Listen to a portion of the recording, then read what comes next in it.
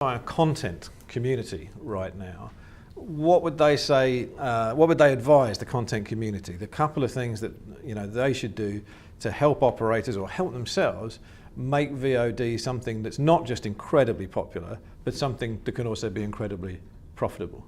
Olivier, how do you see VOD in the next developing in the next 3 or 4 years, and what would you say to content guys?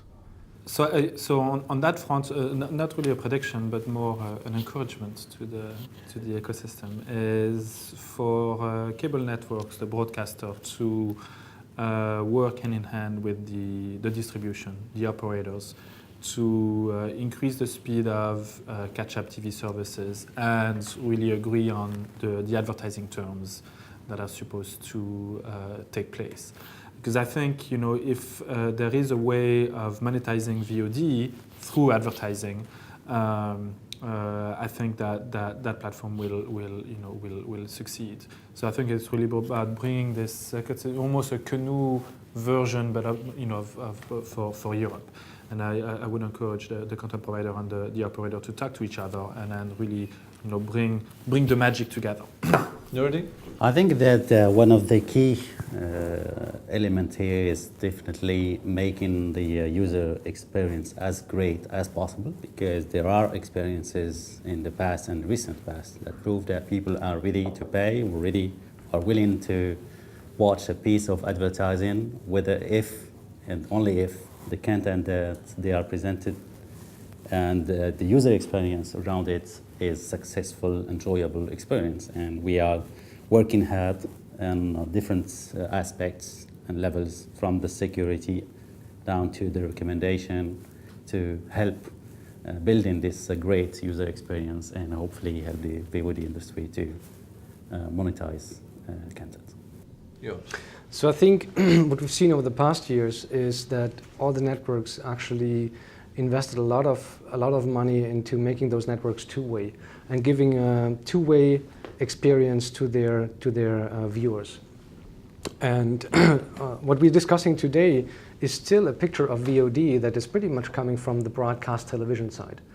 And I really expect this to change, probably not in the next 2 years, but afterwards, that consumers would actually really expect the TV set being two-way, being on demand. And as I earlier said, rather than picking up a TV journal and trying to find out what's coming up at 8 o'clock, they would expect that they can go to a certain site and pick the movie they want and to watch it right away, rather than waiting another few hours. Edward, 3 to 5 year horizon? Well, I think we really are going to see all content move on demand, and that's purely because it's what consumers want. They want to be able to watch content when they want. And we might even see live sports move on demand because of the sort of addressable advertising and things like that, and added functionality that you can provide. So this is the key trend: is everything's going to move on demand, but also people are going to be much more demanding about where and how they consume that content, on what devices, and in where in the world, and I want to watch this service. Well, if we position ourselves in 3 years, I would say first, broadband, we'll talk about ultra broadband, fiber will be everywhere, mobile will move to 4G, so the connection will definitely be faster. You could think of effectively an environment where on your device, whatever we call that device, you'd be able to access whatever content, whether it's from your flip camera that you just took from your grandma, or local data, or from the OTT, or from the service providers.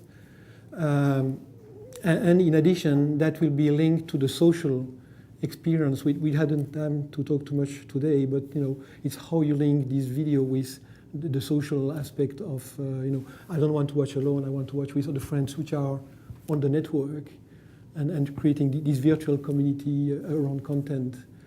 So that's going to happen. So I think my call for content and broadcaster would say, well, participate to that environment. Don't think that it's good enough to decide that content is only available on the PC.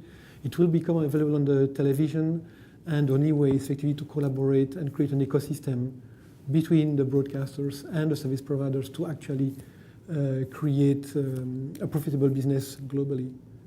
Thank you very much, and thank you To all my guests this morning, I think if we start talking about social networks and video on demand, that's a whole other round table, which indeed we'll do, of course, soon enough.